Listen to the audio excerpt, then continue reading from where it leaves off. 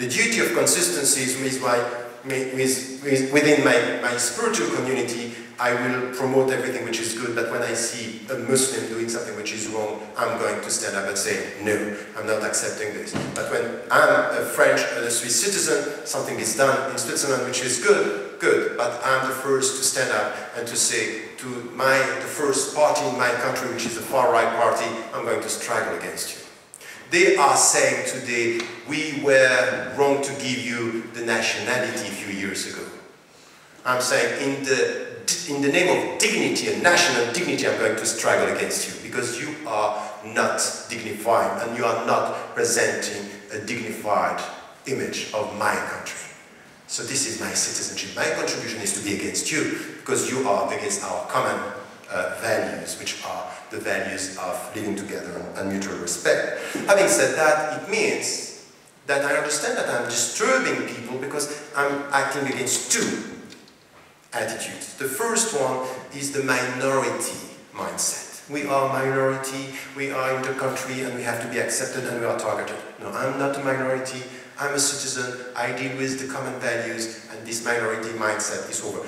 It could be that on the religious ground, okay, but the religious ground doesn't work as something which has to do with politics, citizenship, so I don't want it to be something that we are projected on me and accepting it as a self-segregation process. And the second one is the victim mentality.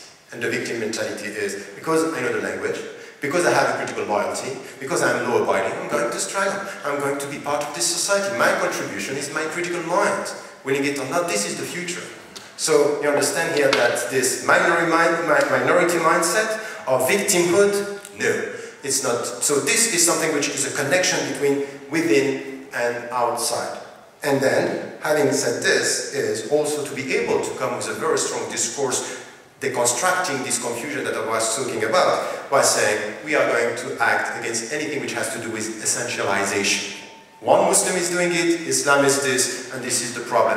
You have, and for example, something that we are facing today, it happened in this country, it happened in France, it happened in the UK, which is when we are dealing with social problems, we are Islamizing the social problems, culturalizing the social problems.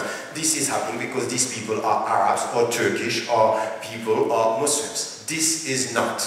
It could be that we have structural discriminations because the people are perceived through their culture and through their religion.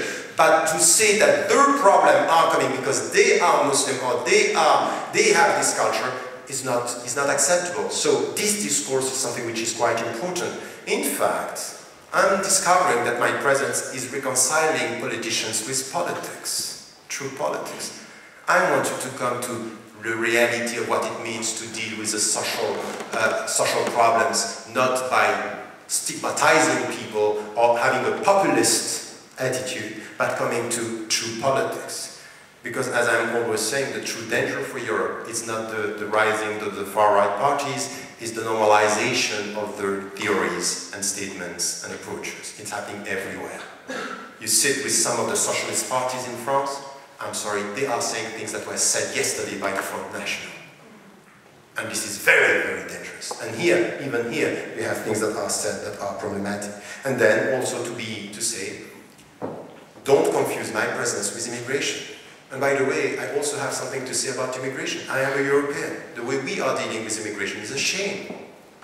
I am a European, ashamed of the European policies towards immigrants, the way we are treating them. And I think that this is also a contribution to the debate. I want to ask us, as Europeans, what are we doing? While we know that we need them, and we are putting them in a situation where they are coming as underground people being exploited by multinationals, and we keep quiet, and we don't speak about it, and then we use them to shed suspicion of the Muslim presence. I would say this is not the same debate, but I have something to say on immigration as to the European countries are dealing with this. So this is something which is also an important point.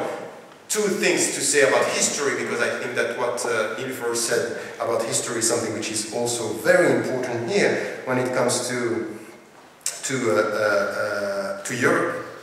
I am, as a European, asking now all of us to open a debate about the European roots by saying, We may need a dialogue between civilizations, we may need this, but I really think that Europe needs a debate with itself, from within, about what is. Because when I'm looking at people telling me, first, you are not, you know, it's difficult to be a Muslim intellectual.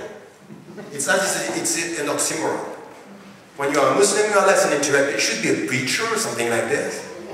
This is one. The second is to say, when you are coming as a Muslim philosopher, it's as if philosophy and Islam is something which is quite old. So you have to ask the people, you may have to study history. You may have to study the history of, this should be Holland.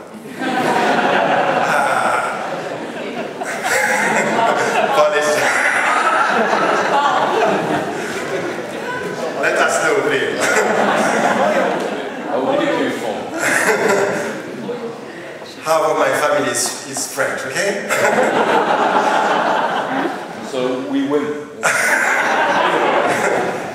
So, anyway, what I wanted to say is really to come to the roots of Europe and to have this discussion about philosophy, about also this important dimension of what we are sharing with some of the great philosophers of the past. And then the last dimension here is really, and my dream is to push and to push and to push more in something which is beyond victimhood, beyond the minority mindset, is to build something which is a sense of belonging. The sense of belonging, this is what I call the post-integration discourse. Saying this is what I'm repeating everywhere to the Muslims and to my fellow citizens, stop talking. At one point you have to stop talking if you really mean that you want the people to be with you and to build a pluralistic future of Europe. On the psychological level, the success of integration is to stop talking about integration and to come to something which is us together. And this new us, I know it's challenging, but this is it. It's what is happening in this room, which is really important here. So it's beyond integration, contribution, and it's also to come to our common values and to promote something which has to do with ethics of citizenship. This is the way I put it. So my dream is to go towards this and to push this agenda of nurturing a common sense of belonging. Meaning, we are all at home and we have the common future. So the choice is really to build together this future. But as I'm saying, it's not a dream to see European Muslims that are here. It's the dream to be able to work together and to get out of our respective intellectual and mental ghettos. Thank you.